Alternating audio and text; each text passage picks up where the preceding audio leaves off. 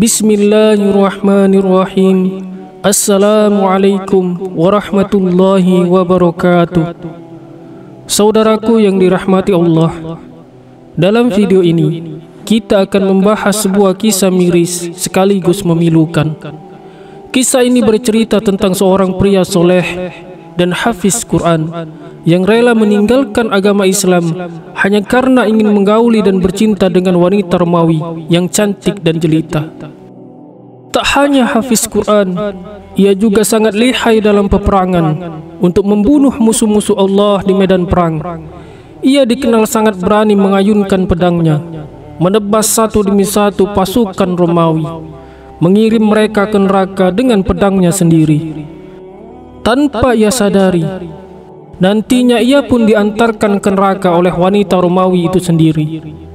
Bukan dengan pedang yang terhunus atau dengan panah yang menghujani, melainkan dengan godaan asmara dan hawa nafsu. Sebelum menyimak kisah ini, sempatkanlah untuk berselawat dengan menulis selawat kepada baginda Nabi Muhammad SAW pada kolom komentar sebagai tanda penghormatan kita kepada beliau. Allahumma salli ala Sayyidina Muhammad wa ala ali Sayyidina Muhammad. Semoga kita semua yang sudah berselawat akan mendapatkan syafaat dari Rasulullah SAW di hari kiamat kelak. Amin ya rabbal alamin. Bagaimana mungkin seorang hafiz Quran yang soleh rela murtad hanya demi ingin bercinta dengan seorang wanita? Tonton video ini sampai habis agar tidak tersesat. Dahulu kala, pada masa tabi'in, terdapat seorang mujahid yang sangat terkenal karena keilmuannya, kezuhudannya, salatnya, puasanya, serta ketakwaan dan keimanannya kepada Allah Subhanahu wa Ta'ala. Ketika pemuda soleh ini dan rombongannya memasuki negeri Romawi, mereka berhenti untuk istirahat di dekat sebuah benteng, meskipun sebenarnya tidak diperintahkan untuk berhenti pada saat itu. Mereka melakukan itu karena pemuda tersebut hendak buang air kecil. Turun dari kudanya, ia menuju sudut benteng untuk menunaikan hajatnya. Sementara itu, anggota rombongan lainnya berjaga-jaga untuk keamanan dan bersiap-siap untuk melanjutkan perjalanan setelah istirahat yang singkat. Saat itu, secara tidak sengaja, seorang wanita dari bangsa Romawi yang memiliki paras cantik lewat di depan pemuda tersebut. Pesonanya yang memikat, wajahnya yang cantik, serta tubuhnya yang aduhai membuat pemuda tersebut jatuh hati tanpa bisa menahan diri. Dengan tatapan kagum, dia bergumam dalam hati, "Ya Tuhanku, bagaimana mungkin ada wanita secantik dan sesempurna ini? Apakah ia adalah bidadari yang Kau turunkan dari surga?" Setelah itu, pikiran pemuda soleh tersebut dipenuhi dengan bayang-bayang wanita itu siang dan malam. Dalam khayalannya, ia merenungi betapa bahagianya jika berhasil merebut hati wanita yang begitu mempesona itu.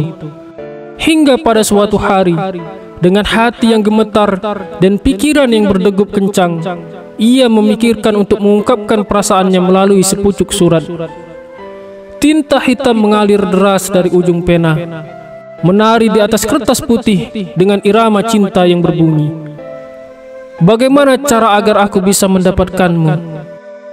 Surat yang dikirim itu tidak lama kemudian mendapat jawaban dari wanita itu. Dalam balasannya ia berkata, "Wahai pemuda muslim, caranya mudah. Jadilah engkau seorang Nasrani. Jika engkau mampu melakukannya, niscaya aku akan bukakan pintu hatiku untukmu, dan aku akan menjadi milikmu, baik jiwa maupun ragaku." Meskipun syaratnya terasa berat bagi pemuda yang taat ini, dia terpaku dalam pertimbangannya. Namun rupanya, godaan berhasil meruntuhkan benteng iman yang kuat dalam dirinya. Nafsu syahwat yang memenuhi relung hati pemuda itu membuatnya lupa akan imannya dan mengaburkan kesadaran akan konsekuensi meninggalkan agama Islam. Sebagai seorang pemuda soleh yang memahami hukum-hukum Islam, ia sadar betul akan resiko menjadi seorang murtad. Namun, Daya tarik wanita Romawi itu begitu kuat, mampu menghanyutkan iman yang sebelumnya teguh, kini seperti kapal yang tenggelam di lautan. Akhirnya, demi cinta kepada wanita itu, pemuda itu meninggalkan agama Islam dan memeluk agama Nasrani. Mereka kemudian menikah secara Nasrani di dalam dinding-dinding benteng Romawi yang kokoh. Ketika orang-orang mengetahui pemuda itu murtad dan menikahi seorang gadis Nasrani, mereka sangat terkejut dan terpukul. Bagaimana mungkin seorang hafiz yang hatinya dipenuhi Al-Quran dengan mudahnya meninggalkan Islam dan Allah Subhanahu wa Ta'ala? Pertanyaan itu terus menggeliat di antara mereka terkait keputusan sang pria soleh. Waktu telah berlalu, dan si pemuda yang murtad itu menikmati setiap momen kebahagiaannya bersama sang istri yang cantik yang dulu dia impi-impikan. Dia merasa bahwa dia adalah pria yang paling beruntung karena telah menikahi wanita cantik dan sempurna, tanpa menyadari bahwa itu hanyalah awal dari ujian yang mengarah kepada kehancuran hidupnya. Pada suatu hari yang cerah, teman-teman muslim yang dulu dekat dengan si pemuda yang kini telah murtad itu menemukan dia berjalan bersama kawan-kawan barunya yang menganut agama Nasrani. Kemudian mereka mendatangi pemuda murtad itu dan berkata, "Wahai fulan, apa yang terjadi dengan bacaan Qur'anmu? Dan apa yang terjadi dengan puasa dan sholatmu?" Dengan penuh kesedihan, teman-temannya ini berusaha membujuk dan mengingatkan pemuda murtad itu untuk sadar akan keputusannya yang dibuatnya tersebut. Lalu pemuda ini menjawab, "Wahai teman-temanku, dahulu aku adalah seorang penghafal Al-Quran, namun sekarang aku telah lupa dengan hafalanku dan semua isi Al-Quran." Dengan rasa ingin tahu yang memikat dan penuh perhatian, mereka mengajukan pertanyaan kepada pemuda tersebut, "Ayat mana yang masih tersimpan dalam ingatanmu?" Dengan kelembutan yang mendalam, pemuda itu menjawab, "Kedua ayat yang masih kuingat sampai saat ini berasal dari surat Al-Hijr, ayat 2 dan 3. Bunyi ayat tersebut adalah, "Rubama yawaddul ladzina kafaru law kanu muslimin.